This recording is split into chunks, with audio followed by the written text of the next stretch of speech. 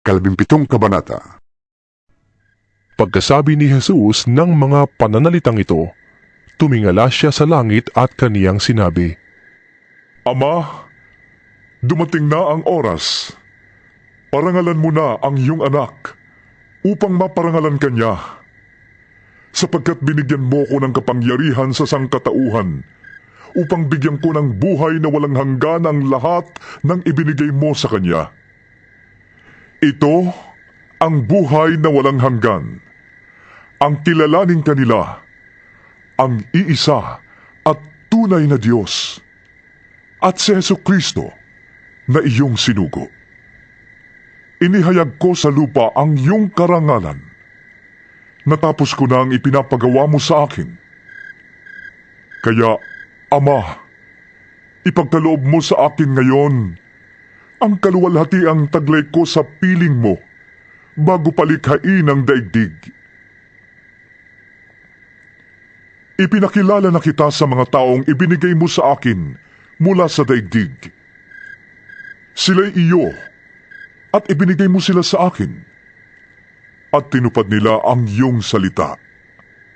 Alam na nila na ang lahat ng ibinigay mo sa akin ay mula sa iyo, sapagkat itinuro ko sa kanila ang mga aral na ibinigay mo sa akin at tinanggap naman nila. Natitiyak nilang ako'y tunay na galing sa iyo at naniniwala silang ikaw nga ang nagsugo sa akin. Idinadalangin ko sila. Hindi ang sanlibutan ito ang idinadalangin ko, kundi ang lahat ng ibinigay mo sa akin, sapagkat sila'y sa iyo. Ang lahat ng akin ay iyo, at ang lahat ng iyo ay akin, at napaparangalan ako sa pamamagitan nila. At ngayon, ako'y papunta na sa iyo. Lilisanin ko na ang daigdig na ito, ngunit sila'y nasa daigdig pa. Amang banal, ingatan mo sila sa pamamagitan ng kapangyarihan ng iyong pangalan. Pangalang ibinigay mo sa akin, upang sila'y maging isa, kung paanong ikaw at ako ay iisa. Habang kasama nila ako, iningatan ko sila sa pamamagitan ng kapangyarihan ng iyong pangalan, ang pangalang ibinigay mo sa akin. Pinangalagaan ko sila at walang napahamak sa kanila, maliban sa taong humanap ng kanyang kapahamakan upang matupad ang kasulatan. Ngunit ngayon, ako'y papunta na sa iyo, at sinasabi ko ito habang ako'y nasa daigdig pa, upang mapuspos sila ng aking kagalakan. Naibigay ko na sa kanila ang iyong salita, at kinapuotan sila ng mga tao sa sanlibutan ito, sapagkat hindi na sila taga-sanlibutan, tulad kong hindi taga-sanlibutan. Hindi ko itinadalangin kunin mo sila sa daigdig na ito, kundi iligtas mo sila sa masama. Hindi sila taga-sanlibutan gaya ko, na hindi rin taga-sanlibutan. Ilaan mo sila para sa iyo sa pamamagitan ng katotohanan. Ang salita mo'y katotohanan.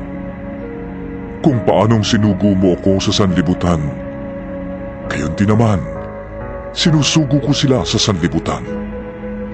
At alang-alang sa kanila'y iniukol ko sa iyo ang aking sarili, upang maiukol din nila ang kanilang sarili sa iyo sa pamamagitan ng katotohanan.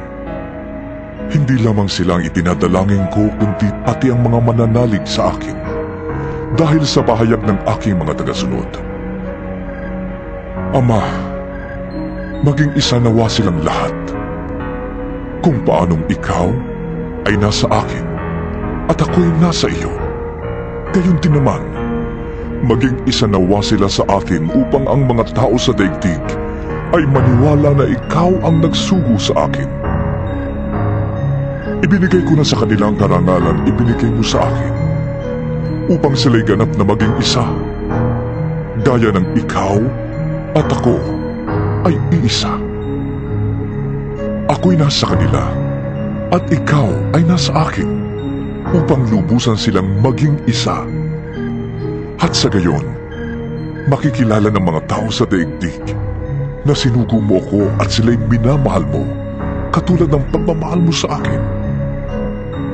Ama, sila ay ibinigay mo sa akin at nais kong makasama sila sa kinaroroonan ko upang makita nilang karangalang bigay mo sa akin sapagkat minahal mo na ako bago pa nilikha ang daigdig. Makatarungang Ama, hindi ka nakikilala ng mga tao sa daigdig, ngunit nakikilala kita at nalalaman ng mga ibinigay mo sa akin na ikaw ang nagsugo sa akin.